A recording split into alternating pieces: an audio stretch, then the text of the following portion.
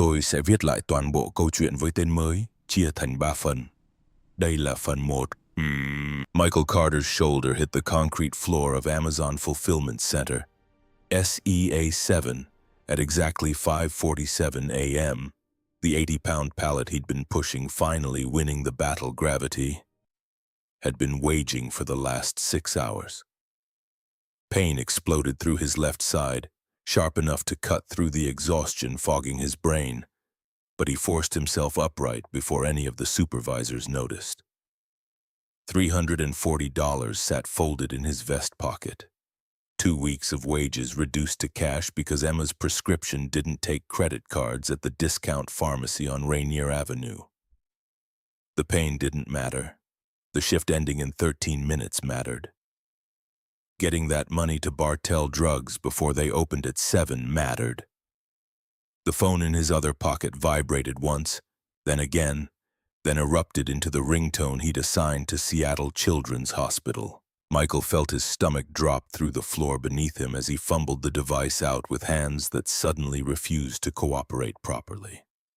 A woman's voice he didn't recognize explained in careful clinical tones that Emma had collapsed during morning recess at Garfield Elementary, that the school nurse had called 911, that the ambulance was transporting her to the emergency room right now, that he should come immediately. He hit the turnstile at full speed, setting off the alarm because he hadn't clocked out, hadn't followed procedure, hadn't done any of the things that kept a man employed at a job that paid $42,000 a year. Behind him, someone shouted his name, probably the shift supervisor, probably telling him he was fired. Michael didn't slow down. The parking lot spread out before him in the pre-dawn darkness, his 2007 Honda Civic waiting in the back row where it always waited. He'd bought it used 3 years ago with the last check from Sarah's life insurance, the one item he'd let himself purchase after paying for the funeral and setting aside money for Emma's medication. The driver's side door stuck in cold weather, requiring a specific combination of pulling and hip checking that he'd perfected through repetition. And even now, his body executed the familiar choreography without conscious thought. The engine turned over on the second try. Michael reversed out of the space and pressed the accelerator harder than the old 4-cylinder really wanted to handle. Pike Street at 5:52 in the morning meant limited traffic, meant he could make most of the lights if he timed them right, meant he might reach the hospital before they took Emma into surgery or pronounced her dead, or delivered whatever news waited for fathers who couldn't afford the medication that kept defective hearts beating. The first red light caught him at Madison. Michael gripped the steering wheel hard enough to make his knuckles ache, counting seconds, watching cross-traffic that didn't exist. Sarah had made him promise 3 things before the cancer took her, before she'd wasted away to nothing in a hospice bed, while Emma drew pictures in the corner and pretended not to understand that Mommy wasn't coming home. Keep Emma safe. That was promise number 1. Don't let grief make you hard, number 2. And number 3, spoken so quietly he'd almost missed it. Find love again if you meet someone worthy. I give you permission. 3 years later, Michael had managed the first promise through a combination of willpower and sacrifice. The second promise he broke a little bit every day, feeling pieces of himself calcify because softness was a luxury he couldn't afford, when the alternative was watching his daughter die from lack of money. The third promise he'd buried so deep it only surfaced in dreams the light changed. Michael accelerated through the intersection, made it 2 more blocks before the next signal caught him at Pike. Somewhere to his left, the sun was starting its slow climb over the Cascades, painting the underbelly of clouds in shades of amber and rose. The vest pocket holding $340 felt heavy, accusatory. He should have bought the medication yesterday. Should have skipped his own meals for another week. Should have done something other than gamble that Emma's heart would keep beating for 48 more hours. A scream cut through the dawn quiet, high and sharp and undeniably human. Michael's foot hit the brake before his conscious mind registered the sound. The traffic light ahead glowed red, giving him permission to ignore what he'd heard. But the scream came again, closer now, and Michael's head turned toward the source despite every rational impulse telling him to look away. The alley mouth between a closed dry cleaner and a shuttered pawn shop revealed itself in the growing light. Two men in dark jackets dragged a woman backward into shadow, her heels scrabbling against pavement as she fought to break free. One of the men had his hand clamped over her mouth. The other held something that caught the light, a knife. 47 people walked past on the opposite sidewalk, heads down, eyes locked on phones, feet moving at the carefully calibrated pace of commuters who had learned that the best response to violence was accelerated indifference. Michael looked at his watch, 5:53 a.m. Looked at the hospital, still 7 blocks away. Looked at Emma's prescription money in his vest pocket. Looked at the alley where the woman had stopped screaming. "Don't let grief make you hard," Sarah's voice in his memory whispering the second promise with lungs that barely worked. Emma sitting in the corner of that hospice room, 8 feet away but a universe distant, drawing pictures while her mother spent her last conscious moments making her husband swear oaths he didn't know if he could keep. Michael killed the engine, pulled the keys from the ignition, stepped out onto Pike Street while his rational mind screamed objections about daughters in hospitals and medications that cost $340. The vest came off as he crossed the street, folded carefully to protect the money inside, placed on the Civic's hood where he could see it. Then he was moving toward the alley, toward the screaming that had stopped, toward the choice that would either save one life or cost another. The first man didn't see him coming. Michael's shoulder caught him in the lower back, driving him forward into the brick wall hard enough to produce a sound like a gunshot. The man went down, the knife skittering away across pavement. The second man released the woman and spun toward this new threat, hands coming up in a fighting stance that suggested training Michael didn't possess. But Michael had 80 pounds on him and 3 years of grief-powered rage that needed somewhere to go. And when the man threw the first punch, Michael simply walked through it, accepting the impact against his jaw as the price for getting close enough to grab the front of the man's jacket and drive his forehead into the bridge of the man's nose. The woman ran. Michael registered her fleeing shape in his peripheral vision, heard her heels clicking against pavement as she escaped toward safety. Good, one objective accomplished. Now he just needed to get out before the 2 men recovered. The first man wasn't down anymore.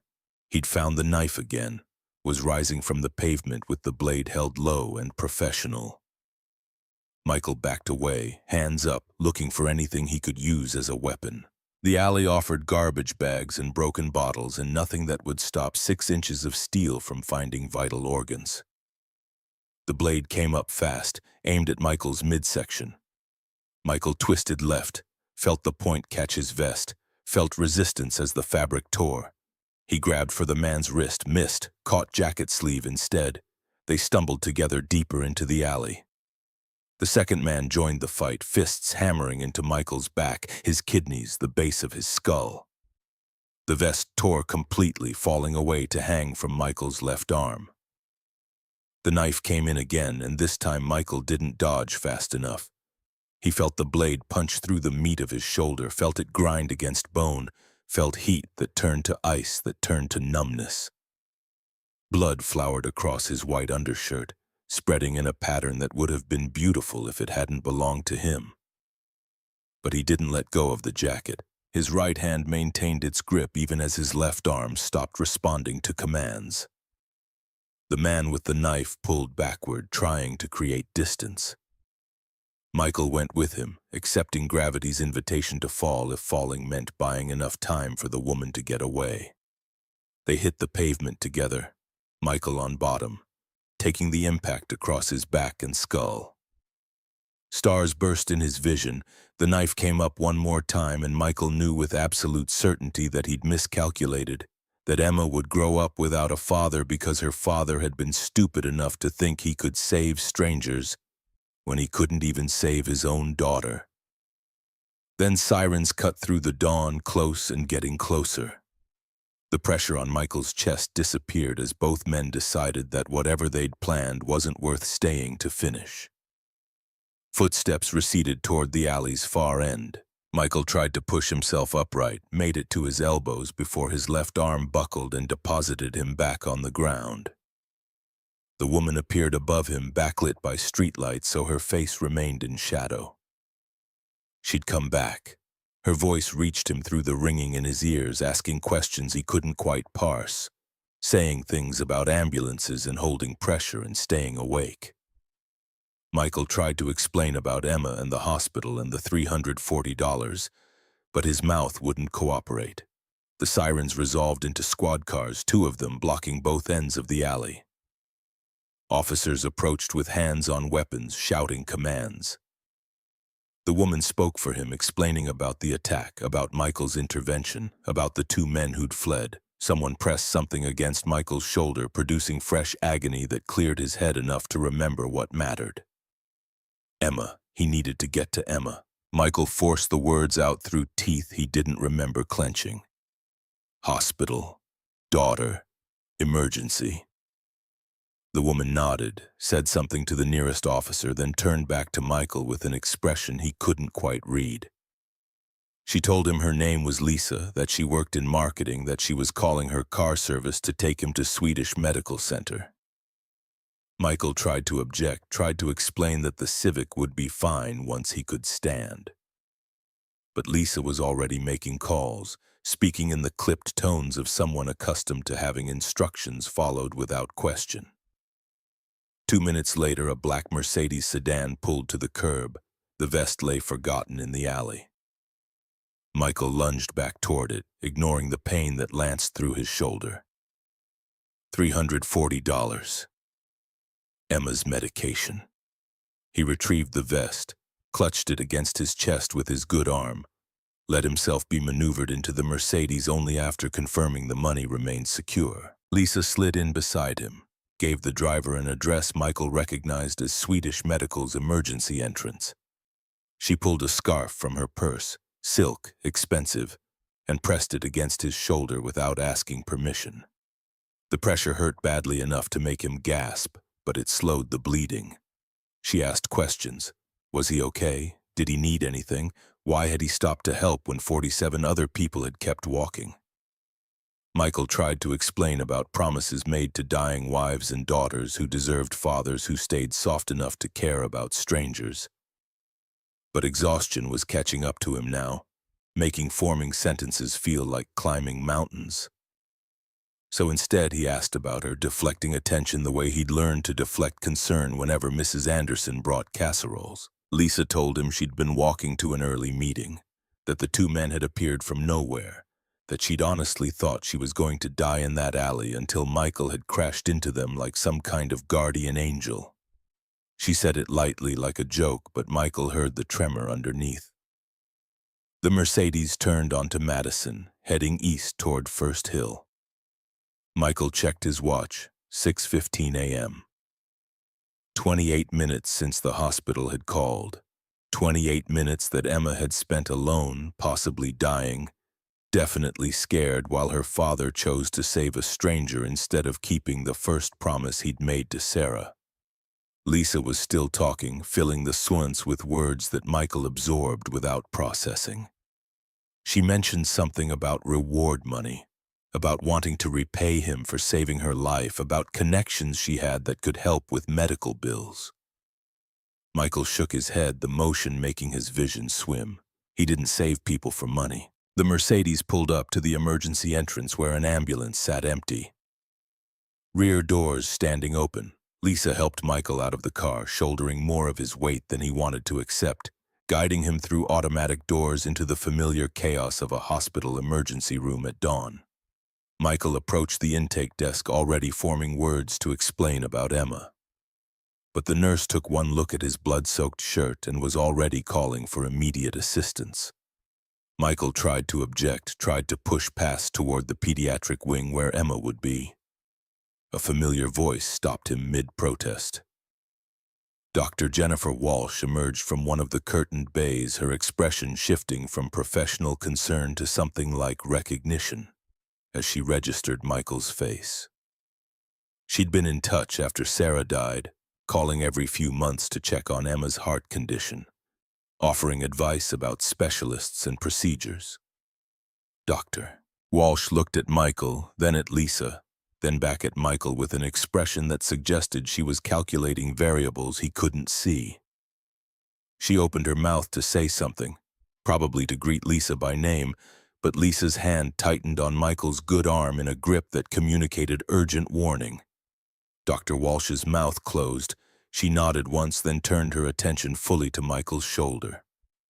They moved him to a bay, stripped away the ruined shirt, irrigated the wound with solution that burned worse than the original injury. Dr. Walsh worked in silence, placing sutures with precision that came from thousands of repetitions. Lisa hovered nearby, watching the procedure with an intensity that seemed disproportionate to their brief acquaintance. Michael tried to ask about Emma again. Dr. Walsh tied off the final suture before answering, her voice carefully neutral. Emma was stable, resting in a pediatric bay, being monitored by cardiology. The collapse had been serious, but not immediately life-threatening. They'd stabilized her heart rhythm with medication. And yes, Michael could see her now. Relief hit Michael hard enough to make his vision blur. Emma was alive. Not dead, not dying. Alive and stable and waiting for him. Dr. Walsh finished dressing the wound, gave Michael instructions about keeping it clean and watching for signs of infection. Then she was guiding him down corridors toward the pediatric wing where children too young to understand their own mortality waited for parents to make impossible choices. Emma sat propped up in a hospital bed that made her look even smaller than 8 years old. An IV line running into her left arm, monitors tracking her heartbeat and steady electronic beeps. She'd been drawing, graphite pencil moving across sketch paper despite the IV, despite the weakness that made her hand tremble. The pencil had belonged to Sarah, one of a set his wife had used for portrait work. Emma had claimed them after the funeral, had taught herself to draw by copying her mother's techniques. She looked up when Michael entered, and the relief in her eyes was so profound it nearly broke him. He crossed to the bed, wrapped his good arm around her carefully, trying not to dislodge the IV. She felt fragile in his embrace, all bird bones and fierce heartbeat. He whispered apologies against her hair. Sorry for being late. Sorry for not being there when she collapsed. Emma just held on tighter, her voice muffled against his chest. I knew you'd come. You always come. Lisa stood in the doorway watching the reunion with an expression Michael couldn't identify. Dr. Walsh had disappeared, leaving them privacy. Emma noticed the blood, pulled back with concern, sharpening her features into something too adult for an 8-year-old face. Michael tried to downplay it, tried to explain about stopping to help someone, but Emma's eyes had already moved past him to Lisa, taking in the expensive clothes and careful makeup. She asked who the lady was, her voice carrying the slightly possessive tone she used whenever unfamiliar women appeared in her father's vicinity. Lisa introduced herself before Michael could, stepping into the room with a smile that seemed genuine. She said her name was Lisa, that she worked in marketing, that Michael had helped her this morning and she wanted to make sure he was okay. The lies came smoothly, delivered with practiced ease. Emma studied Lisa with the intensity she normally reserved for subjects she was trying to draw, cataloging details, making judgments. Whatever she found must have passed inspection because Emma nodded, accepting the explanation, returning her attention to the sketch she'd been working on. Lisa moved closer, asking about the drawing with genuine interest. Emma showed her a portrait of a woman who might have been Sarah. They talked about art techniques and shading. Lisa knew things about drawing that surprised Michael, mentioned artists he'd never heard of, pointed out details in Emma's work. Emma responded with animated enthusiasm she rarely showed strangers, explaining her process, showing Lisa other sketches hidden under the bed. Michael watched this interaction with growing confusion, trying to reconcile the woman who'd needed saving with the woman currently discussing Renaissance techniques with his 8-year-old daughter. Something didn't align. Lisa's hands were too steady, her knowledge too specialized, her entire presence too composed for someone who'd nearly been murdered 20 minutes ago. A nurse appeared to check Emma's vitals. Dr. Walsh returned with papers Michael needed to sign. Insurance forms that would be rejected and bills that would accumulate. He signed everything with his right hand, while his left shoulder throbbed, making promises with his signature that his bank account couldn't keep.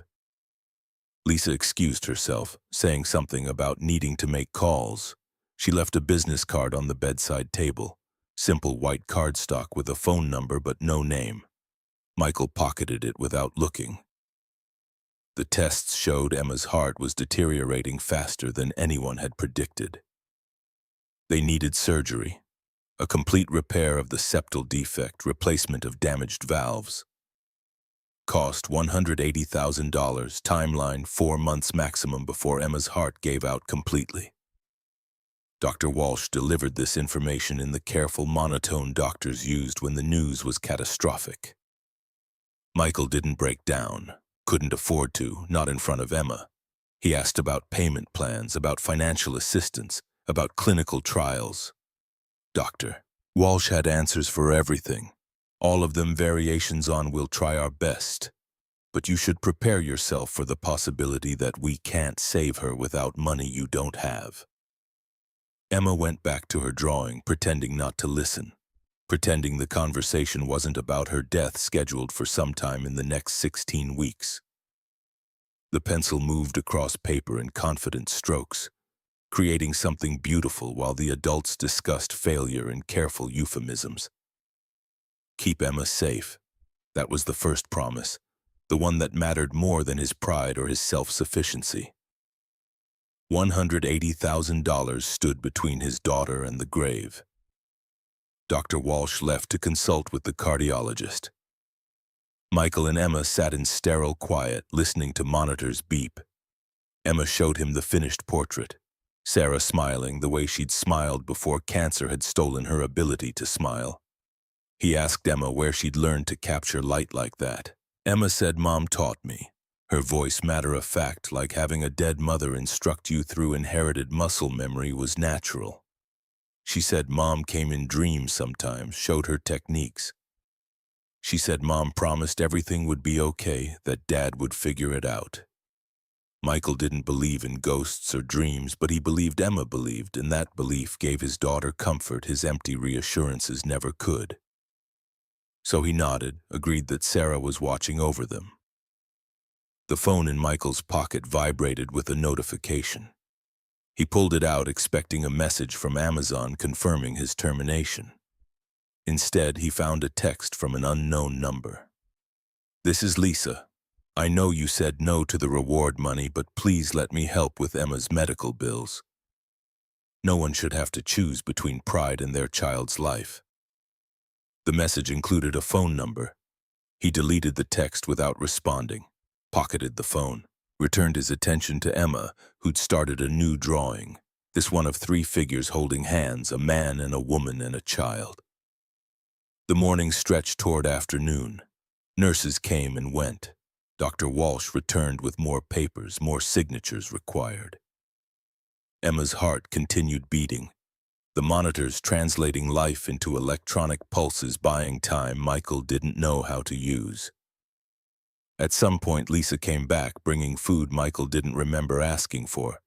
Sandwiches from a deli, coffee that tasted expensive.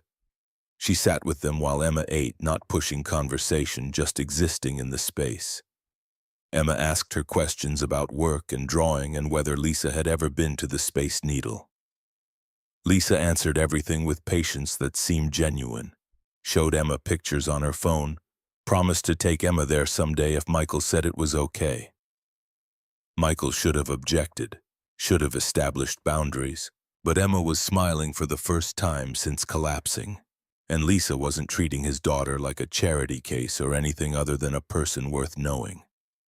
So Michael stayed quiet, listening to his daughter laugh, watching Lisa become something that looked almost like family. When visiting hours ended, Lisa left without protest. She said goodbye to Emma with warmth that seemed disproportionate to their brief acquaintance, promised to visit again if Michael didn't mind, pressed another business card into Michael's hand. This card was different, heavier stock, embossed lettering, a name that finally told the truth. Elizabeth Bennett, Chief Executive Officer, Bennett Medical Supply. Michael stared at the card for a long moment, watching expensive ink catch the fluorescent light. She'd lied, not just about her name, but about everything. Her job, her status. The woman he'd saved wasn't some random marketing employee. She was someone important enough to carry business cards that cost more to print than Michael spent on groceries. Elizabeth must have seen the realization cross his face because she spoke quickly. She'd wanted to thank him properly without the weight of obligation, that she'd hidden her identity because people acted differently around CEOs, that the offer to help with Emma's medical bills was still open if Michael would reconsider. Michael handed the card back without a word, watched her fingers close around it, watched her expression shift from hope to disappointment before settling into careful neutrality. She nodded once, then turned and walked out with the kind of dignity that probably came naturally to people who ran companies. Emma asked who that really was. He told her the truth, that Lisa was actually Elizabeth Bennett, that she ran a medical supply company, that she was rich and powerful and not someone who belonged in their world. Emma considered this while studying the drawing she'd made earlier. Then she said something that made Michael's chest tighten. I liked her better when she was just Lisa. Rich people are usually mean. Michael couldn't argue with that assessment, so he just agreed, told Emma she was right to be cautious, promised that Elizabeth wouldn't be coming back to visit. 3 days later, an envelope arrived at Michael's apartment. No return address, just his name written in careful script on expensive paper. Inside, a check for $5,000 and a note that read, "For Emma's medication. Not charity, just evening the scales. You gave me my life. Let me give your daughter more time with hers." Michael tore the check into pieces small enough to flush down the toilet. Called the number on Elizabeth's business card, ready to tell her exactly where she could put her money and her guilt. The call went to voicemail, a professional recording that identified the line as belonging to the office of Elizabeth Bennett, CEO of Bennett Medical Supply. Michael hung up without leaving a message, threw the business card in the trash, tried to forget the whole interaction had ever happened. But Emma's medication ran out a week later, and Michael's bank account showed $217 against a $340 prescription. He stood in Bartell Drugs Pharmacy with a bottle he couldn't afford, making calculations that all ended the same way: not enough money. The pharmacist watched him with sympathy that made Michael want to break something, asked if he wanted to put the medication on credit, knowing the answer, offering anyway. Michael put the medication back on the counter, said he'd come back tomorrow, knowing tomorrow wouldn't change the math, walked out into Seattle drizzle with empty hands and a phone that felt heavy in his pocket. He made it halfway home before turning around. Made it back to the pharmacy before talking himself out of it.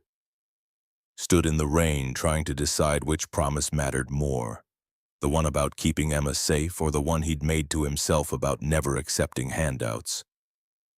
The phone rang 3 times before someone answered. Not Elizabeth, some assistant. Michael asked to speak to Elizabeth Bennett, said it was about the check she'd sent, tried to keep his voice level. Elizabeth came on the line 30 seconds later, her voice careful, like she expected him to yell. Michael didn't yell, just said 3 words that cost him more than the $180,000 Emma needed. "I'll take it. De la fan high. Soon." The check cleared on Thursday, depositing $5,000 into an account that had never held more than $800 at one time. Michael stood at the Wells Fargo ATM on Rainier Avenue, watching the balance update on the screen, feeling like he'd sold something he couldn't name for currency that spent the same as any other money, but somehow felt different in his hands.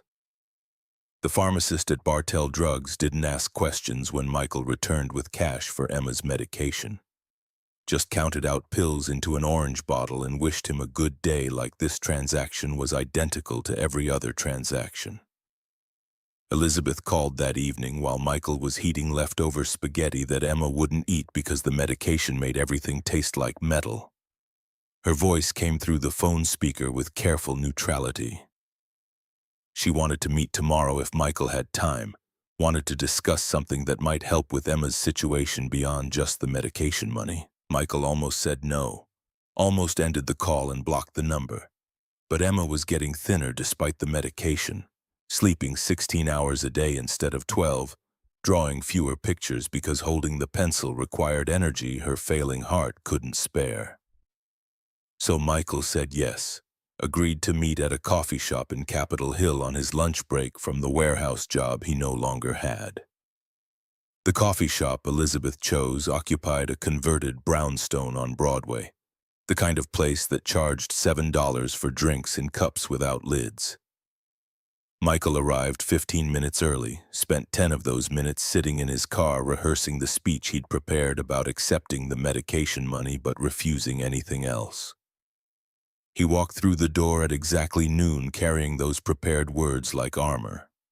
She sat at a corner table dressed in jeans and a sweater that probably cost more than Michael's monthly rent but didn't advertise wealth the way her CEO suit had. No makeup, hair pulled into a simple ponytail, hands wrapped around a ceramic mug. She stood when he approached, offered her hand for a shake that felt absurdly formal given she'd already seen him bleeding in an alley. Her grip was firm, brief. They sat. A barista appeared with a menu Michael didn't want. Elizabeth ordered for both of them, black coffee for him, Earl Grey for herself, nothing fancy.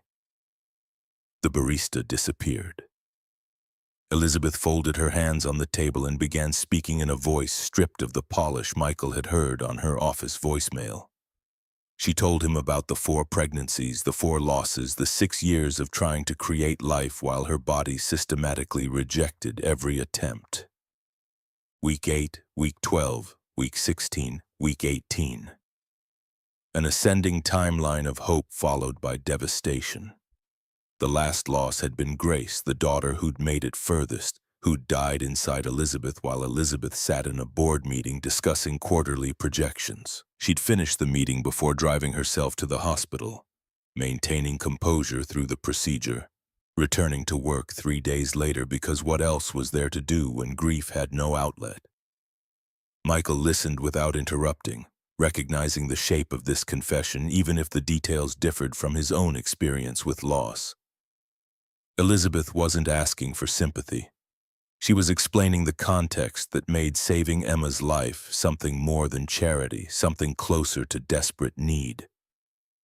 When Michael had stopped to help her, he'd given Elizabeth something she hadn't felt since losing Grace, the sense that her continued existence served a purpose beyond generating shareholder value.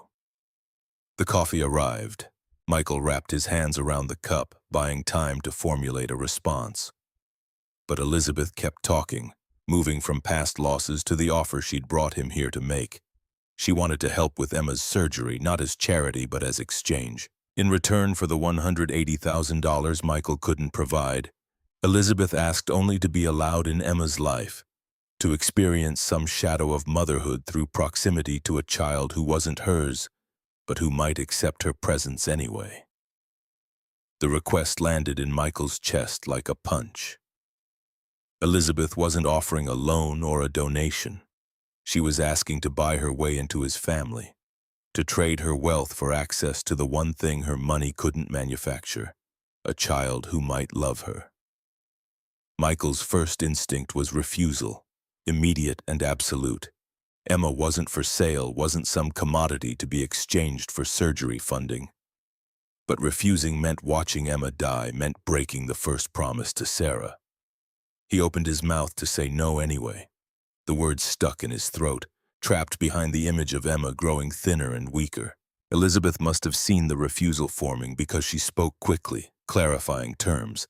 She wasn't asking to replace Sarah or claim Emma as her own. She just wanted permission to be present, to help where help was needed. If that meant paying for surgery, wonderful. If it meant sitting in hospital rooms, she'd do that too. If it meant nothing more than occasional visits where she got to watch Emma draw, that would be enough. Michael drank his coffee, buying time, trying to calculate costs and benefits in a situation where every option felt like betrayal. Accepting meant allowing a stranger into Emma's life, meant exposing his daughter to the possibility of attachment followed by inevitable loss when Elizabeth grew bored. Refusing meant choosing death or bankruptcy or some combination that would destroy what remained of the family Sarah had entrusted to Michael's care. He asked what Elizabeth wanted from him beyond access to Emma. Elizabeth looked genuinely confused by the question, like the idea that she might want something from Michael hadn't occurred to her. She had money, she explained, had more money than she could spend in 3 lifetimes. What she didn't have was purpose, was the feeling that her existence mattered to anyone beyond shareholders who would replace her the moment her performance metrics declined. Saving Emma gave her that purpose. The explanation sounded sincere enough that Michael almost believed it. But he'd been poor long enough to recognize that rich people rarely gave without expecting something in return. He said as much, not accusatory but factual, laying out the power imbalance that made this negotiation inherently unequal. Elizabeth didn't argue the point, just acknowledged that yes, she held all the leverage.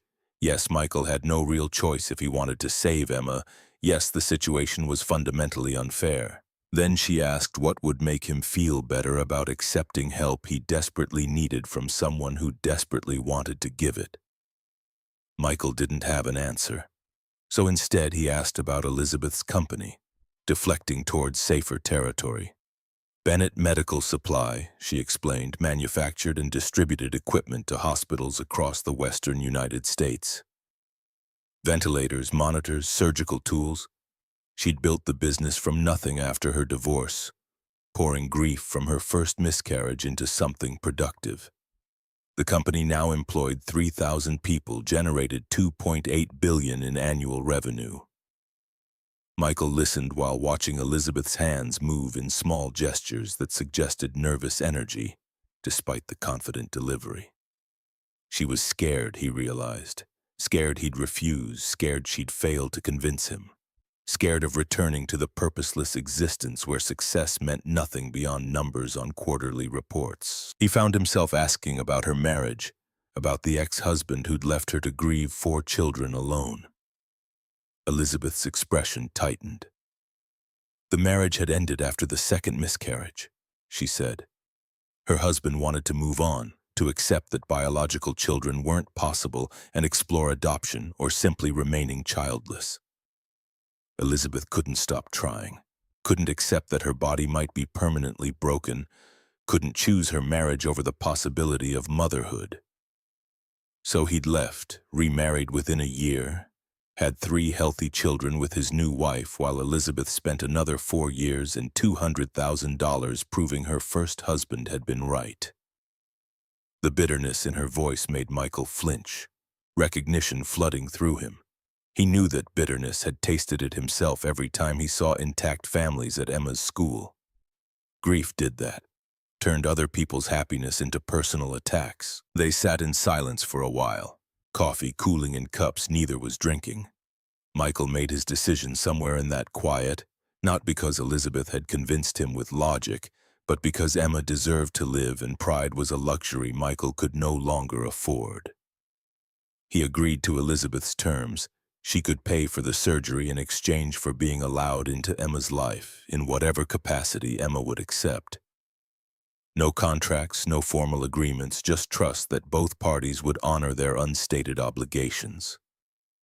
Elizabeth's relief was visible enough that Michael felt embarrassed for witnessing it. She thanked him 3 times in quick succession before catching herself. Then she was asking about next steps, about when the surgery could be scheduled, about which specialists Emma should see. Michael had no answers. Dr. Walsh had provided names and recommendations, but everything cost money Michael didn't have. Elizabeth pulled out her phone, started making calls right there in the coffee shop, speaking in clipped, efficient tones. She scheduled appointments with specialists Michael had never heard of, arranged consultations at Seattle Children's Hospital with surgeons who had waiting lists measured in years, confirmed availability for procedures that typically required months of advance planning. Within 20 minutes, she'd assembled a medical team and timeline that would have taken Michael 6 months to coordinate if he'd possessed the resources at all. Michael watched this display with growing unease, recognizing that accepting Elizabeth's help meant accepting this level of intervention in decisions he'd previously made alone. The surgery, Michael had been told, would cost $180,000 and take 4 months to schedule, was apparently available next week, for whatever price Elizabeth negotiated. She finally paused, phone lowered, looking at Michael with an expression that might have been apology or defiance. "I know I'm moving too fast. I know you need time. But Emma doesn't have time. Every day we wait is another day her heart deteriorates, so yes, I'm pushing. Yes, I'm overstepping. But I'm not sorry, because being sorry won't keep your daughter alive." The words stripped away his objections, and leaving only the truth Elizabeth had just articulated. Emma was dying. Speed mattered more than process, and Michael's discomfort with accepting help was substantially less important than his daughter's survival. He nodded, surrendering control he'd never really possessed. They left the coffee shop with a plan. Emma would undergo pre-surgical testing starting Monday, meet with the surgical team on Wednesday, have the operation scheduled for the following Friday. 2 weeks from initial agreement to open-heart surgery, a timeline so compressed it made Michael dizzy to contemplate. Elizabeth promised to handle everything: paperwork, insurance negotiations, coordinating with Emma's school, even finding temporary housing near the hospital so Michael wouldn't have to commute during recovery. He should have felt grateful. Instead, he felt diminished, reduced to a bystander in his own daughter's medical emergency. Elizabeth's competence highlighted every way Michael had failed to provide adequate care, every limitation poverty had imposed. They parted in the parking lot with Elizabeth promising to email details about Monday's appointments and Michael promising to prepare Emma for the upcoming tests. He sat in his car after Elizabeth drove away in a Mercedes that probably cost more than Michael would earn in 5 years, trying to process the conversation and failing to organize his thoughts into anything coherent. The weekend passed in a blur of preparation and dread. Michael trying to explain the upcoming surgery to Emma in terms that wouldn't terrify an 8-year-old. Emma listened with solemn attention, asking questions that revealed she understood more than Michael had realized. She wanted to know if the surgery would hurt, if she'd have scars, if she'd be able to draw afterward. Michael answered as honestly as he could manage, promising the pain would be temporary and the scars would fade and her hands would work exactly the same. Emma accepted these assurances with a nod, then asked the question Michael had been dreading. "Is Miss Elizabeth paying for this because we're poor?" The bluntness stopped Michael mid-breath. "Yes," he admitted. "Yes, they were poor. Yes, Elizabeth was paying because Michael couldn't afford it. Yes, that meant they owed her something." Emma considered this while turning a graphite pencil between her fingers, one of Sarah's pencils worn smooth from years of use. Then she said something that made Michael's chest constrict. "Mom told me rich people are usually mean because having money makes them forget how to be kind. But Miss Elizabeth seems nice. Do you think Mom would like her?" Michael had no idea how to answer that question. Sarah had possessed strong opinions about wealth inequality, had believed fundamentally that extreme wealth was incompatible with ethical existence. But she also would have recognized that Elizabeth was offering Emma a chance to live. He settled for a non-answer that felt more honest than false reassurance. "I think Mom would want you to be healthy. Everything else we can figure out later." Emma seemed satisfied with this evasion, returning her attention to the sketch she'd been working on, a portrait of three people that Michael recognized as himself, Emma and Elizabeth. She was already incorporating Elizabeth into their family structure. Monday arrived with gray drizzle. Michael drove Emma to the first of what Elizabeth had promised would be comprehensive pre-surgical evaluations. The hospital campus sprawled across First Hill like a small city. Michael had been here dozens of times, knew which parking garage offered the cheapest rates and which elevator got to pediatric cardiology fastest. Elizabeth met them in the main lobby, arriving exactly on time. She'd dressed down again, jeans and a sweater. She greeted Emma first, asking about the drawing Emma had brought, admiring the latest portrait with genuine appreciation. Emma responded with easy warmth she normally reserved for Mrs. Anderson, showing Elizabeth details and techniques she'd learned from Sarah's old sketchbooks.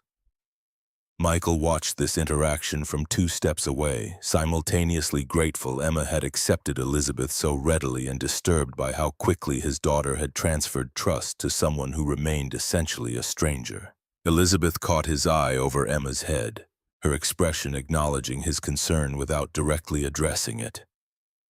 The appointments consumed most of the day, blood work and imaging and consultations with specialists who spoke in acronyms Michael didn't understand. Elizabeth stayed for all of it, asking questions Michael wouldn't have known to ask, taking notes on her phone, translating medical jargon into language that made sense.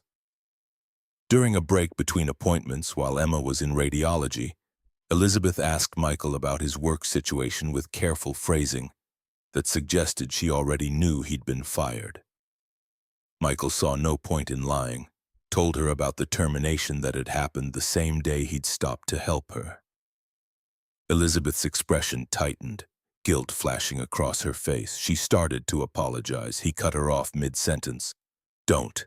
I'd make the same choice tomorrow. Some things matter more than paychecks." The words came out with more force than Michael intended. Elizabeth went quiet, studying him with intensity that made Michael uncomfortable. Then she asked if he'd consider working for Bennett Medical Supply, not as charity but as actual employment, using his warehouse experience to help solve security problems her distribution centers were experiencing. He said he'd think about it, which was code for probably not. Elizabeth seemed to understand the subtext, nodding acceptance without pushing. They dropped the subject when Emma returned from radiology, her arm marked with injection sites and her patience wearing thin from 6 hours of being poked and prodded. Michael suggested calling it a day, but Elizabeth checked her phone and announced there was one more appointment the surgical team considered essential: a consultation with Dr. Walsh to review the test results and finalize the surgery timeline. Dr. Walsh's office occupied a corner of the cardiology wing, windows overlooking the city. She greeted them with warm professionalism. She'd reviewed all of Emma's tests, she explained, and the news was both better and worse than initial assessments had suggested. Emma's heart was deteriorating faster than anyone had predicted. They had weeks rather than months before catastrophic failure became likely. But the damage was still operable, still within the range where surgical intervention could fully correct the defects. The surgery was scheduled for Friday, 9 days away, assuming Emma's blood work came back clean. Dr. Walsh walked them through the operation in detail Michael struggled to absorb. Hours of surgery, weeks of recovery, months of cardiac rehabilitation. The risks were substantial: infection, stroke, heart failure on the operating table, but doing nothing guaranteed death within weeks. The choice wasn't really a choice at all. Emma sat through this explanation without visible emotion, her pencil moving across sketch paper. She was drawing the surgery, Michael realized. The image showed a small figure on a table surrounded by larger figures in masks. Dr. Walsh noticed the drawing, asked if she could see it. Emma handed over the sketchbook without hesitation. Dr. Walsh studied the image for a long moment before speaking, her voice gentle. "You're scared. That's okay. Being scared means you understand this is serious. But I promise we're going to take care of you. All of us. Me, the surgical team, your dad, Miss Elizabeth. You're not alone in this." Emma nodded but didn't speak, just took back the sketchbook and added more shading to the figures. They left the hospital as evening settled over Seattle. Elizabeth walked them to the parking garage, promised to call tomorrow with final details about Friday, reminded Michael to contact her immediately if Emma's condition changed. Then she was gone, disappearing into her Mercedes. Emma fell asleep before they made it home. Michael carried her up 3 flights of stairs to their apartment. Mrs. Anderson intercepted them on the second-floor landing, asking about the tests and the surgery. Michael gave her the abbreviated version. Surgery Friday. Good chance of success. Everything proceeding as well as could be expected. Mrs. Anderson nodded, promised to pray, offered to watch Emma whenever Michael needed coverage. The apartment felt smaller than usual when Michael finally got Emma settled in bed. He sat at the kitchen table with paperwork Elizabeth had given him about the surgery, consent forms that required his signature acknowledging he understood the risks and accepted that Emma might die on the operating table despite everyone's best efforts. The forms reduced catastrophic possibilities to checkbox options: brain damage, paralysis, death. Michael signed everywhere marked with an X. His phone buzzed with the text from Elizabeth. "The security position is real if you want it. $65,000 base, benefits included. Start whenever you're ready." Not charity. "We genuinely have problems that need solving and your experience makes you qualified. Think about it." Michael stared at the message for a long time, trying to decide if this was genuine employment or elaborate charity. $65,000 was more than he'd made at Amazon. Came with health insurance he desperately needed. It was also a job that wouldn't exist if Elizabeth hadn't created it specifically for him. He typed and deleted 3 different responses before settling on, "I'll think about it." Elizabeth replied immediately with a thumbs-up emoji, then nothing else, respecting the boundary Michael had tried to establish. The days between Monday and Friday passed in a haze of preparation and dread. He accepted Elizabeth's job offer on Wednesday, less because he'd decided it was genuine employment and more because Emma's post-surgical care would require insurance he couldn't obtain any other way. Elizabeth received his acceptance with professional courtesy, sending onboarding paperwork and a start date pushed to 3 weeks out so Michael could focus on Emma's recovery. Emma seemed calm about the approaching surgery, asking practical questions about what she could bring to the hospital and whether she'd be awake when they cut her open. Michael answered everything honestly, refusing to soften realities Emma deserved to understand. She took the information in stride, incorporating surgical details into the ongoing series of drawings she'd been creating. Thursday night, the evening before the surgery, Elizabeth came to dinner at Michael's apartment. She brought groceries Michael hadn't asked for, ingredients for a meal she insisted on cooking while Michael and Emma stayed out of the kitchen. The food was simple, roasted chicken and vegetables, but prepared with attention to detail that suggested Elizabeth had actual cooking skills beneath the wealth that made hiring chefs the easier option. They ate at the table that barely fit 3 chairs, Emma sitting between the 2 adults, chattering about school and friends and the art project she'd have to finish when she got back, assuming the surgery didn't do something to her hands. Elizabeth promised Emma that her hands would work perfectly after recovery, that the surgery wouldn't affect fine motor control or artistic ability. Emma asked how Elizabeth knew this with such certainty. Elizabeth's expression softened into something that looked like grief. "Because I asked the surgeon specifically, made him explain exactly what parts of your body would be affected and what parts would stay the same. Your hands are safe." I made sure. After dinner, Emma showed Elizabeth her latest drawings, the entire series documenting her upcoming surgery in sequential images. Elizabeth studied each sketch with the kind of attention Michael associated with professional art critics asking questions about technique and composition. She told Emma the drawings were good enough to display in galleries, that talent like this deserved formal training, that after recovery Elizabeth would connect Emma with art instructors who could help develop her abilities. Emma's eyes went wide with excitement.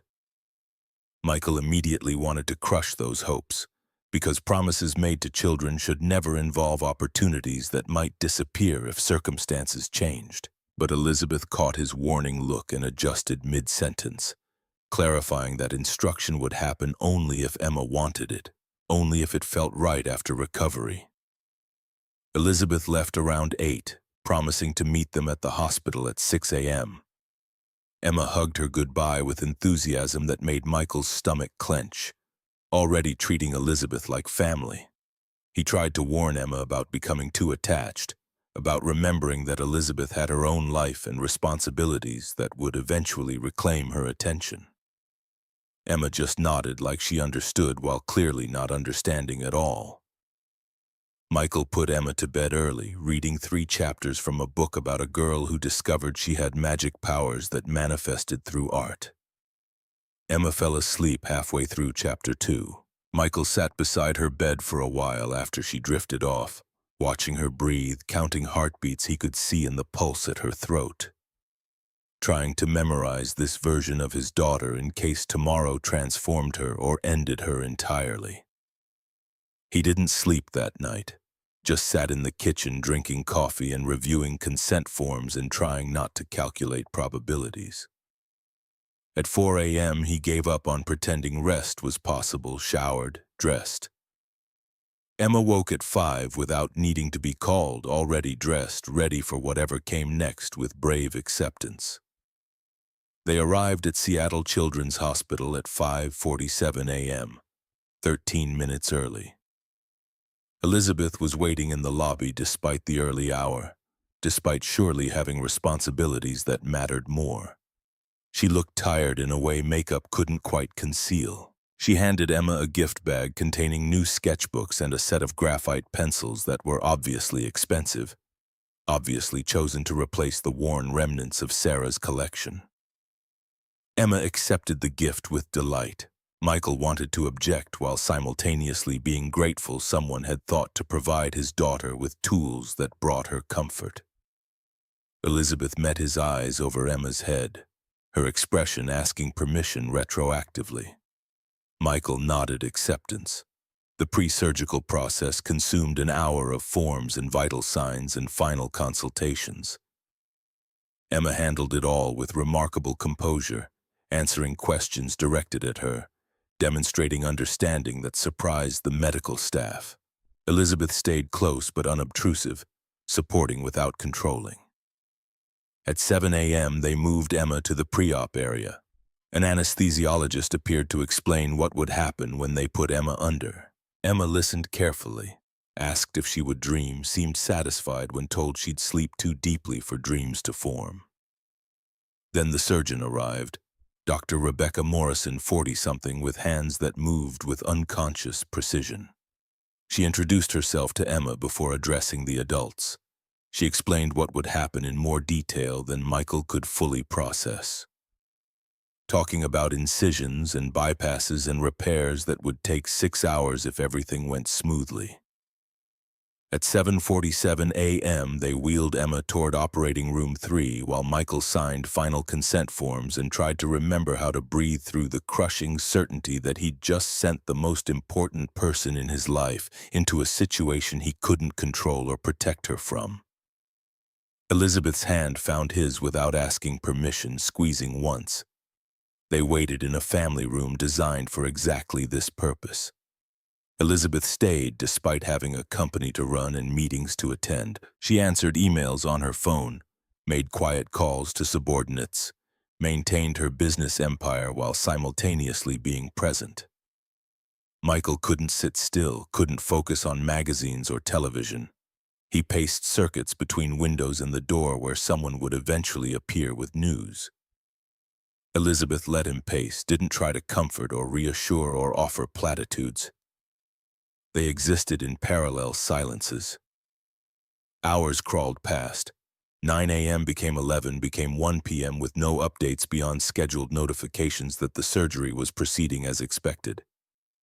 At 2:23 p.m., Dr. Morrison appeared in the doorway, still wearing surgical scrubs marked with small bloodstains. She told them Emma had done beautifully.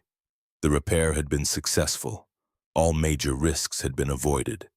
She said other things too, but Michael stopped hearing actual words somewhere around successful. Elizabeth was crying quietly, tears running down her face without acknowledgement. Michael realized he was crying too, relief and exhaustion and accumulated terror finding release. Dr. Morrison left them to compose themselves, promising someone would come get them when Emma was ready for visitors in the ICU. Eventually, Elizabeth broke the silence, her voice raw. "Thank you for letting me be here, for trusting me with something this important." Michael didn't know how to respond to that gratitude, so he just said, "She's alive. That's all that matters. Everything else we can figure out later." At 3:15 p.m., a nurse appeared to escort them to the ICU where Emma lay unconscious, tubes and wires connecting her small body to machines that monitored every biological function. Michael stood beside the bed holding Emma's hand carefully, watching her chest rise and fall with mechanical precision, counting breaths and heartbeats.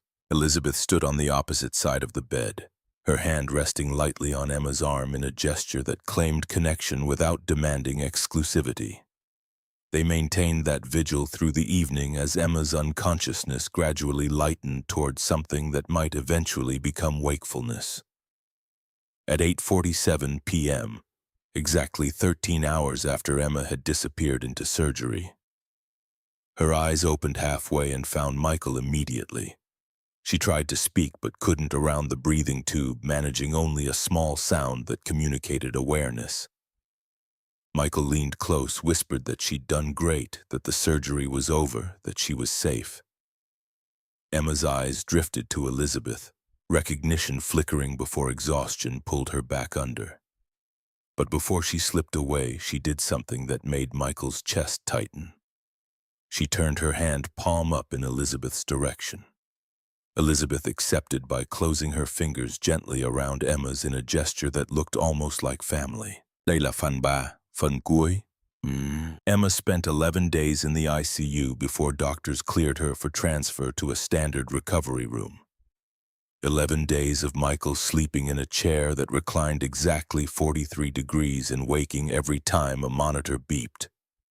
Or Emma made sounds that might have been pain or might have been dreams processing trauma her conscious mind couldn't yet articulate.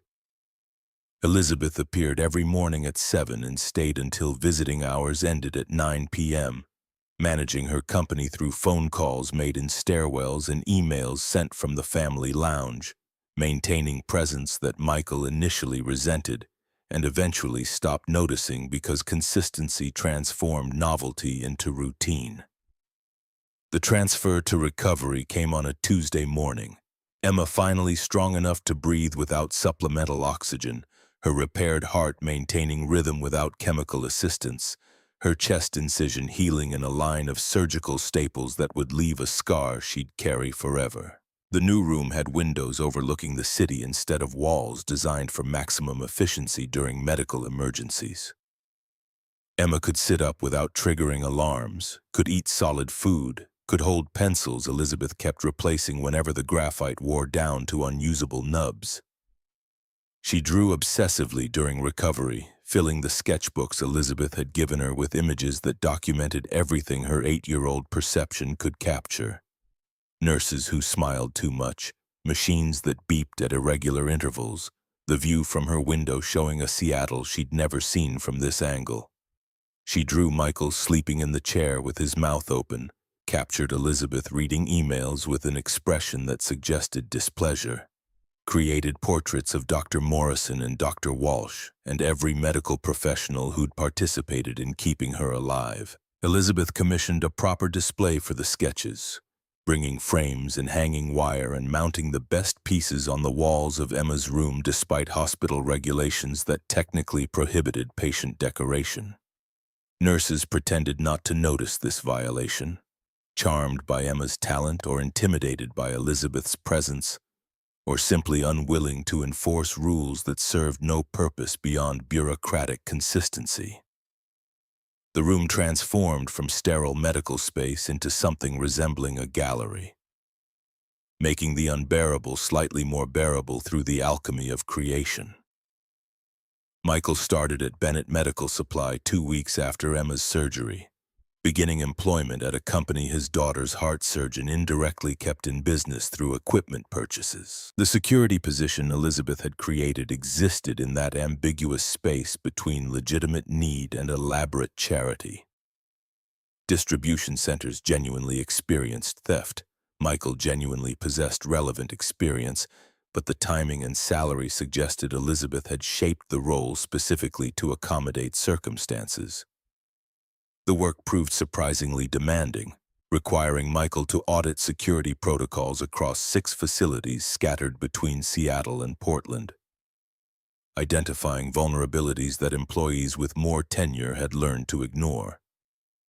He found problems everywhere: loading dock cameras positioned to miss blind spots, inventory systems that trusted self-reporting without verification, night shifts supervised by managers who spent more time sleeping than monitoring. Michael documented everything in reports that probably read more critically than Elizabeth expected.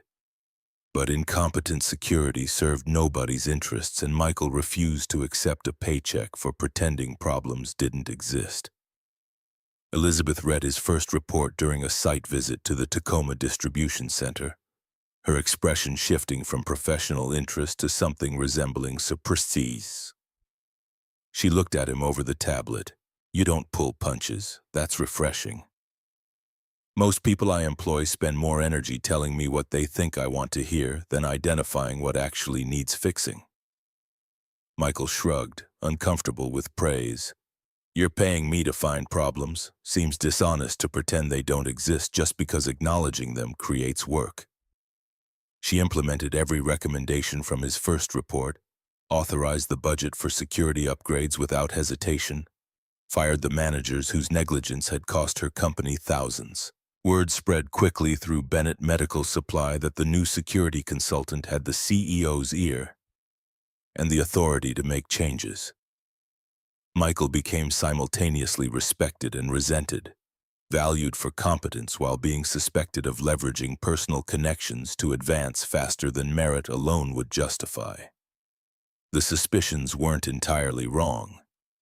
Michael's relationship with Elizabeth existed in a category that resisted simple classification.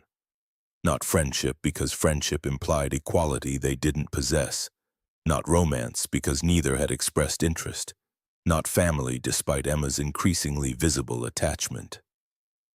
Elizabeth occupied space in their lives that had no name, filling gaps Michael hadn't realized existed until someone appeared to fill them. Emma's recovery progressed faster than doctors had predicted, her young body healing with the efficiency that made pediatric surgery viable. 4 weeks post-operation, she could walk hospital corridors without assistance. 6 weeks. She was climbing stairs that made Michael's chest tighten with fear she'd fall and undo repairs that had cost $180,000. 8 weeks after the operation, doctors cleared her for discharge with instructions about cardiac rehabilitation and activity restrictions and ongoing medication. Elizabeth offered her house for Emma's continued recovery, a 5-bedroom estate in Medina with views of Lake Washington and enough space that Michael and Emma could occupy an entire wing without encountering Elizabeth if they preferred privacy. The offer came packaged as practical logistics, closer to Seattle Children's for follow-up appointments. On-site staff who could help with Emma's care. Michael heard the subtext underneath. Elizabeth wanted them close, wanted continued access to the child who'd given her life purpose. He refused the house, chose instead a two-bedroom apartment in Capitol Hill that cost more than his previous place but was still substantially less than what Elizabeth would have charged if she'd charged anything at all for the Medina estate. The new apartment came with working heat and windows that actually sealed against rain and a kitchen large enough that two people could occupy it simultaneously. Michael signed a lease that stretched his new salary in ways that made budgeting tight but manageable, claiming independence that probably looked like ingratitude. Elizabeth accepted the refusal without visible disappointment, just arranged for medical equipment delivery to the Capitol Hill address and coordinated with physical therapists who'd make house calls 3 times weekly. She didn't stop visiting, didn't reduce her presence just because Michael had declined to move into her house. She appeared at the new apartment bearing groceries and takeout, and small gifts for Emma, that Michael stopped objecting to after the 15th time because refusing every gesture made him feel petty. Emma thrived in the new space, claiming the second bedroom and decorating it with drawings that documented her surgical recovery and the strange new configuration their family had assumed. She drew Elizabeth more frequently than she drew Michael now, capturing the woman in dozens of poses. Elizabeth laughing at something Emma had said, Elizabeth concentrating on her phone, Elizabeth sleeping in the hospital chair during the weeks when visiting hours had been suggestions rather than rules. He tried to establish boundaries around how often Elizabeth could visit, suggesting that 3 times weekly was reasonable for someone who wasn't family. Elizabeth agreed to the limitation without argument, then continued showing up 5 or 6 times weekly with excuses about being in the neighborhood or having extra food or wanting to drop off books Emma had mentioned wanting to read. Michael recognized the pattern. He was being outmaneuvered by someone with more resources and fewer compunctions about using them. The concession came gradually, Michael's resistance eroding under sustained pressure from a daughter who kept asking why Miss Elizabeth couldn't come over more often, and from his own exhaustion at maintaining boundaries that served principle more than any practical purpose. By Emma's 10th week of recovery, Elizabeth had a key to the apartment and permission to visit whenever she wanted. Conditions Michael imposed only to maintain the illusion that he controlled access to his own living space. Work provided escape from complications Michael couldn't solve, giving him problems with clear solutions and metrics that measured success in quantifiable terms. He spent 40 hours weekly at Bennett Medical Supply Facilities, plus another 10 reviewing security footage and analyzing theft patterns. The job consumed energy that might otherwise have been directed toward processing the ways his life had transformed, offering distraction that felt increasingly necessary. Elizabeth ran her company with the same intensity Michael brought to securing it, though her responsibilities operated at a scale that made his concerns about loading dock cameras seem almost quaint. She managed 3,000 employees, negotiated contracts worth tens of millions, made decisions that affected hospital capabilities across 11 Western states. Michael occasionally attended executive meetings when security concerns intersected with corporate strategy, sitting at tables where people discussed budgets larger than he'd earn in a lifetime, watching Elizabeth operate with casual competence that came from years of practice. She was brilliant at it, reading people in situations with accuracy that seemed almost supernatural, identifying solutions to problems others hadn't recognized existed, maintaining authority without resorting to domineering aggression. Employees respected her. Vendors negotiated carefully. Hospital administrators took her calls immediately because Bennett Medical Supply had become essential infrastructure. Watching her work taught Michael things about leadership that 12 years in warehouses hadn't conveyed. But she was also lonely in ways that $3 billion couldn't solve. Isolated by success that had cost her marriage and biological children and any relationship that wasn't mediated through corporate hierarchies. Michael recognized the pattern because he'd lived a version of it himself, Grief had isolated him, poverty had isolated him, single parenthood had isolated him until Elizabeth had appeared offering help that came packaged with desperate need for purpose that mirrored his own desperate need for resources.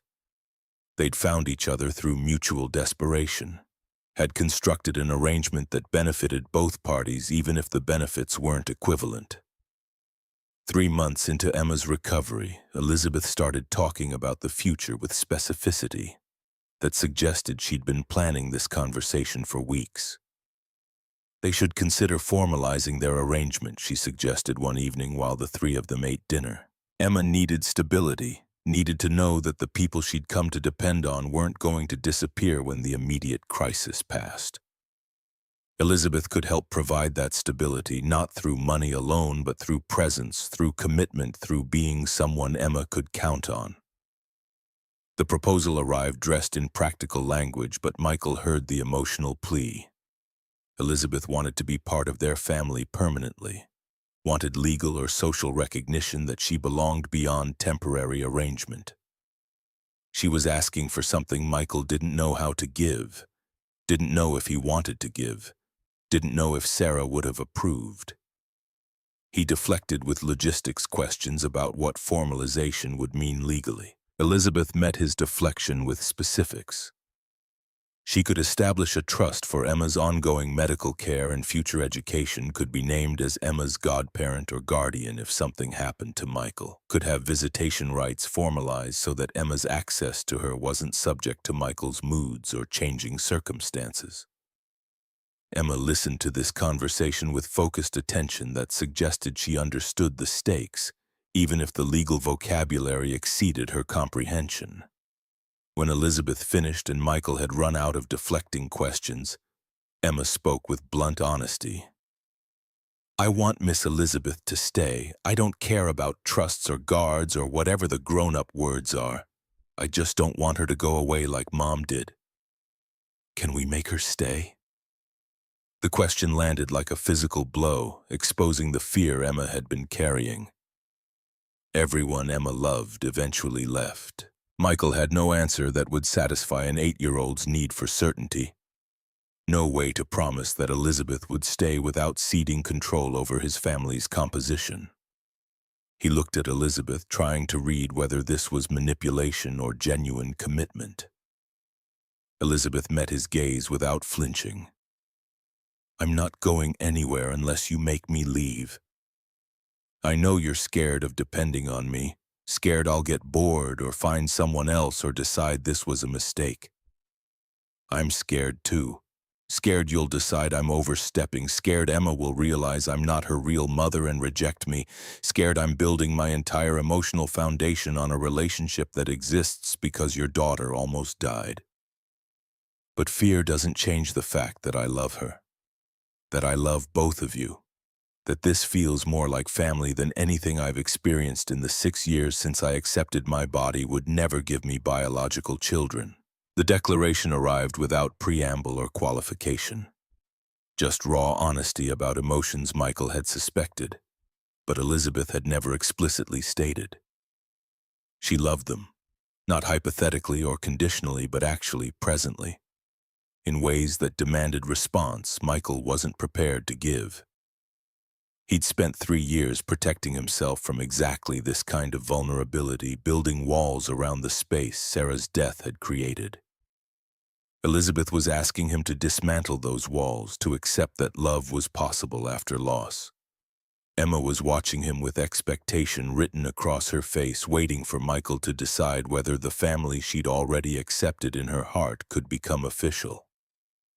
Michael felt the weight of that expectation like physical pressure, felt Sarah's absence like a presence that demanded he honor the third promise. Find love again if you meet someone worthy. Elizabeth wasn't what Sarah had meant when extracting that promise. Sarah had been imagining another woman who'd love Michael, who'd give Emma a stepmother. She hadn't been imagining a billionaire CEO who'd decided to love Emma first. But maybe Sarah hadn't been specific because details didn't matter compared to the underlying instruction. Don't let grief make you so hard you can't accept love when it appears. Elizabeth loved Emma.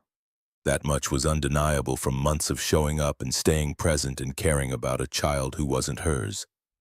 Whether she loved Michael or was performing love to maintain access to Emma mattered less than whether accepting her presence would make Emma happier, healthier, more capable of becoming whoever she was meant to become.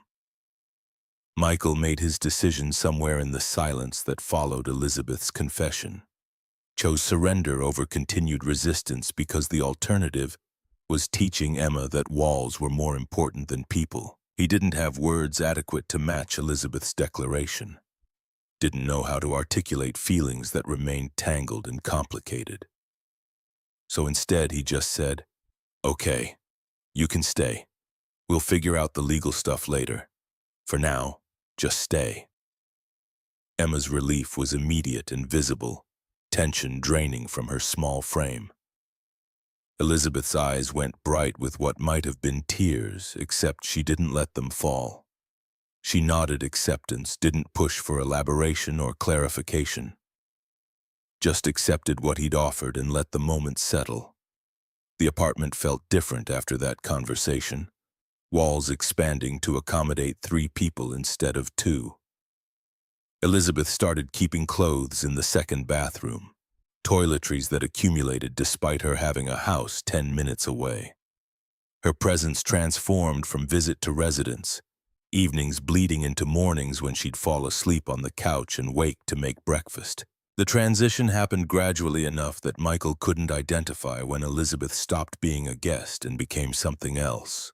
Something that looked enough like family that Emma started occasionally calling her mom in moments of distraction before correcting to Miss Elizabeth. 5 months after Emma's surgery, Dr. Walsh cleared her for full activity resumption with ongoing monitoring but no restrictions beyond common sense. Emma could run, could climb, could participate in PE class and playground activities. Emma celebrated by demanding they visit the Space Needle, a promise Elizabeth had made during the early hospital days. The 3 of them made the trip on a Saturday morning, riding the elevator to the observation deck while Emma pressed against the window watching the city shrink beneath them.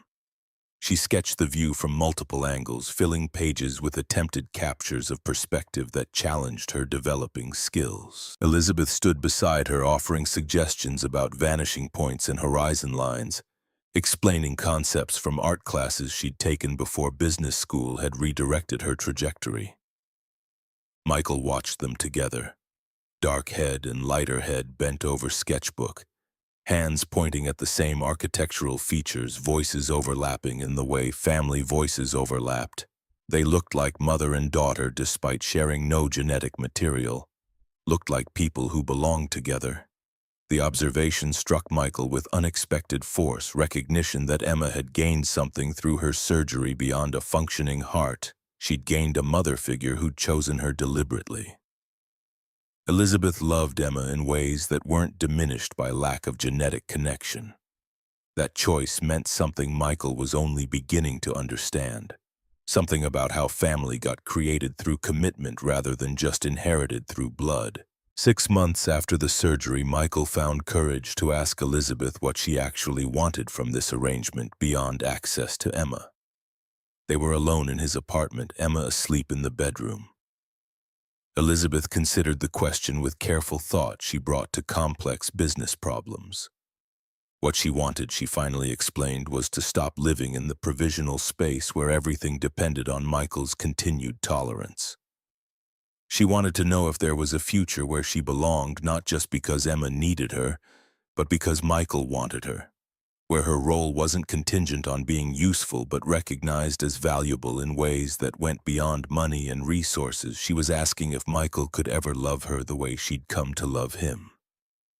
Not as caregiver or provider, but as partner, as someone who'd choose to build a life together even if circumstances hadn't forced them into proximity. The question hung between them like something physical, demanding response.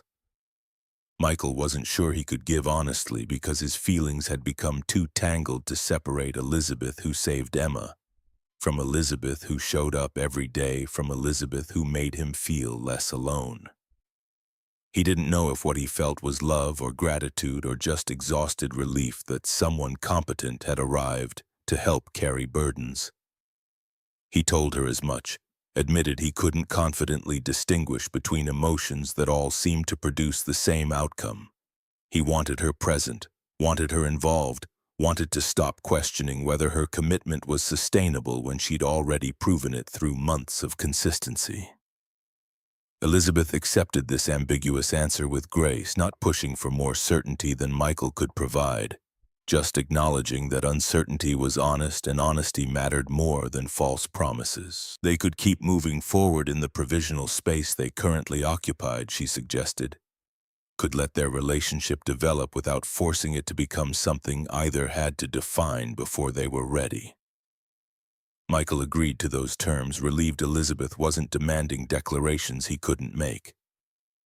They existed for a while in comfortable silence, the kind of quiet that only worked between people who'd grown accustomed to each other's presence. Then Elizabeth asked if he'd considered the godparent question, whether he'd be comfortable formalizing her role through legal documentation that would ensure continuity if something happened to Michael. The question forced Michael to confront mortality he'd been avoiding since Sarah's death had taught him that 30-year-old mothers could die. He was 38 now, healthy enough but working a job where accidents happened and driving routes where collisions happened. Emma deserved protection from that possibility, deserved assurance that losing her father wouldn't mean losing everything else too. Making Elizabeth Emma's legal guardian required acknowledging that their relationship had evolved beyond temporary arrangement into something permanent enough to build legal structures around. It required trusting that Elizabeth's commitment wouldn't evaporate if circumstances changed. It required believing that Elizabeth loved Emma enough to become her mother if biology and tragedy made that transformation necessary. Michael said yes without fully processing the implications, just recognized that this was the right choice.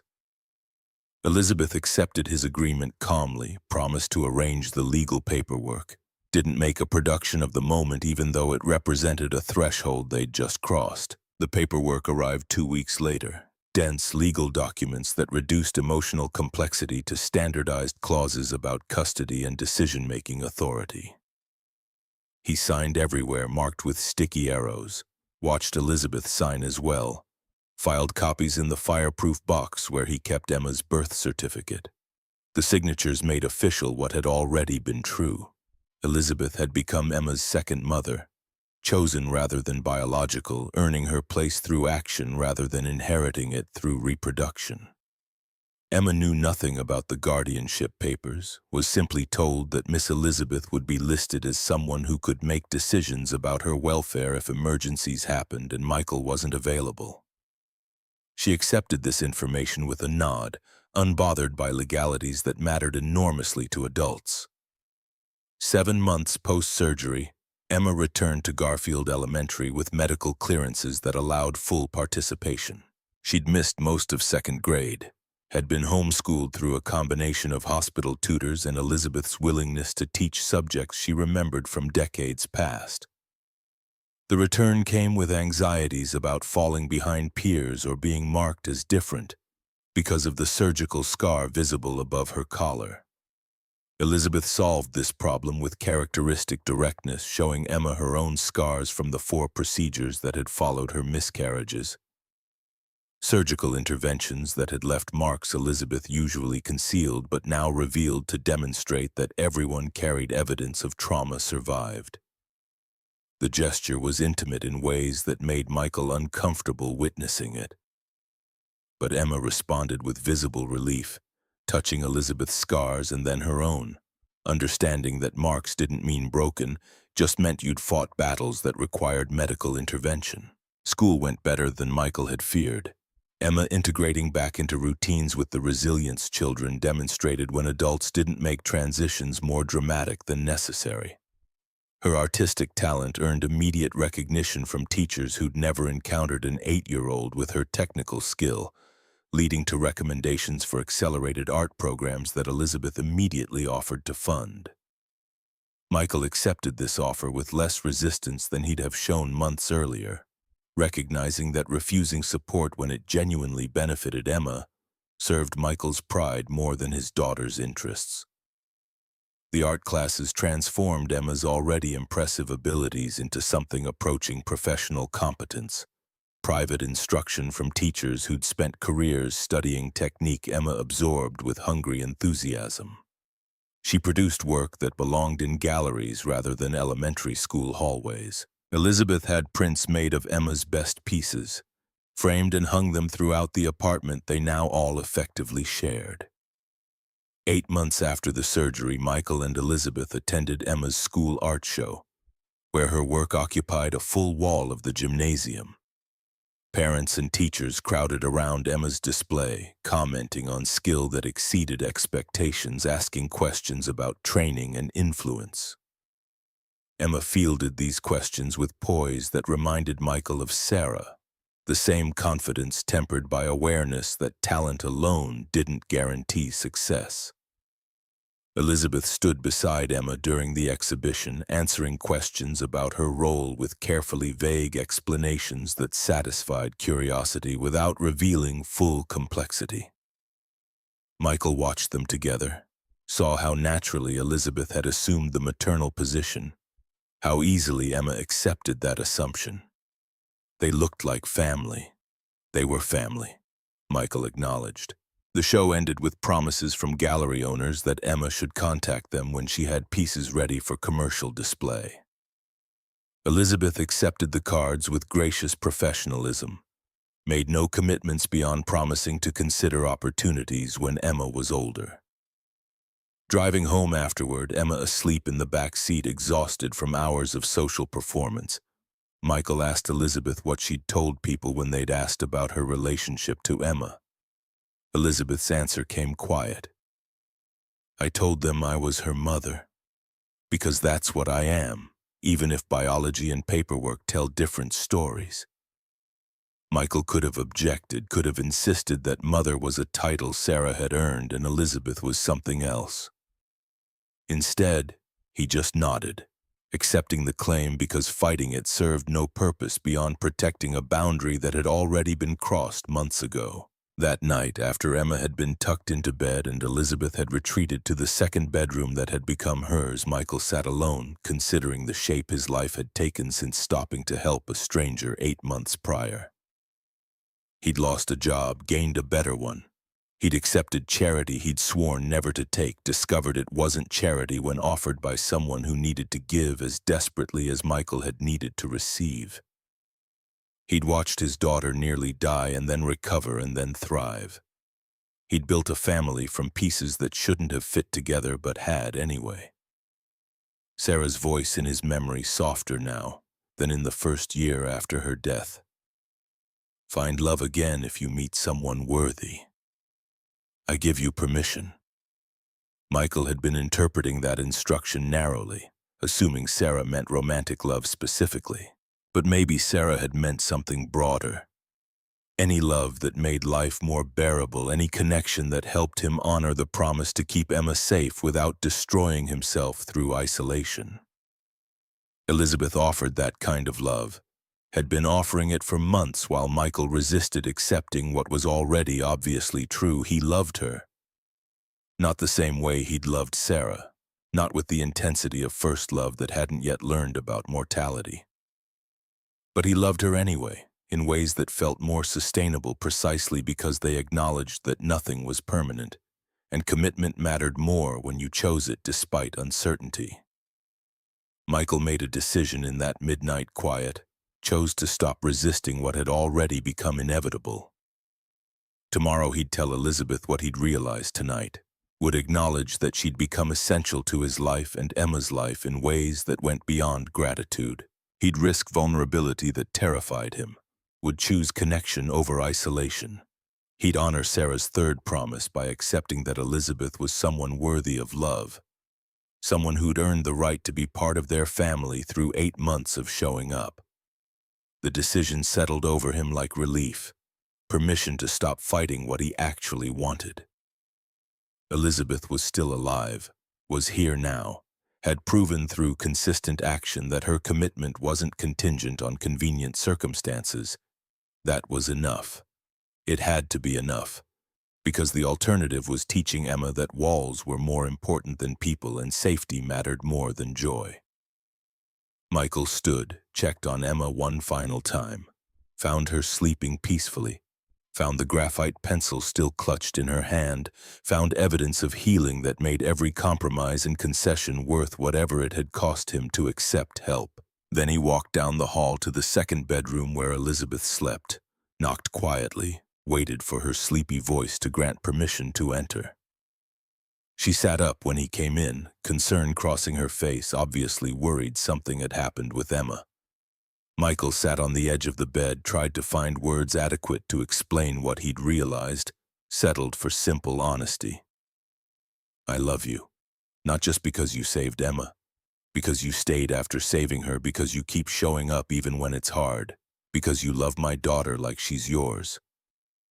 I don't know if I'm ready for everything that might mean, but I know I don't want you to leave. I know I want to build whatever this is into something permanent if you're willing to risk that I might be terrible at it.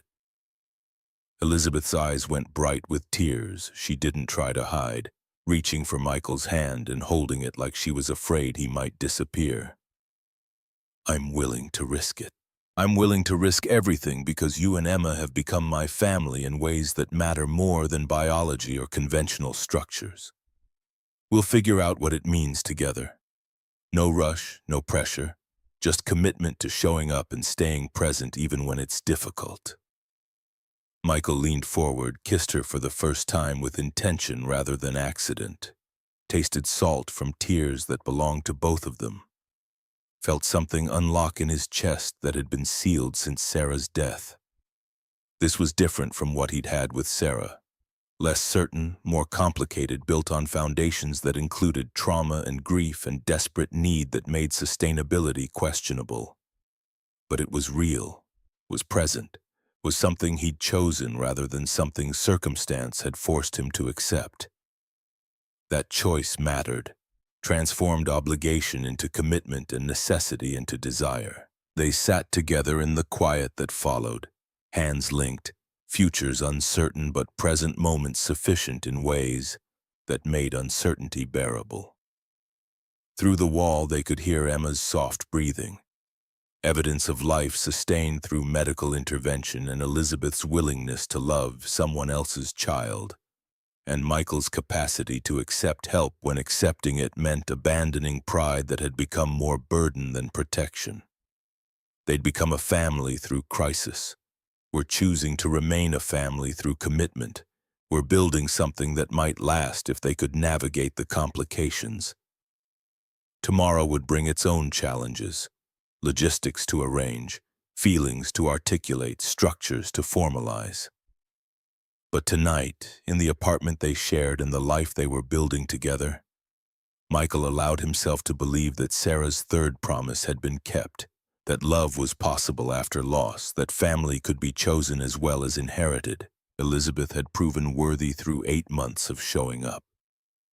Now Michael just had to prove worthy of what she'd offered, a future built on connection rather than isolation, on trust rather than self-protection, on the radical belief that opening yourself to loss was the only way to access joy.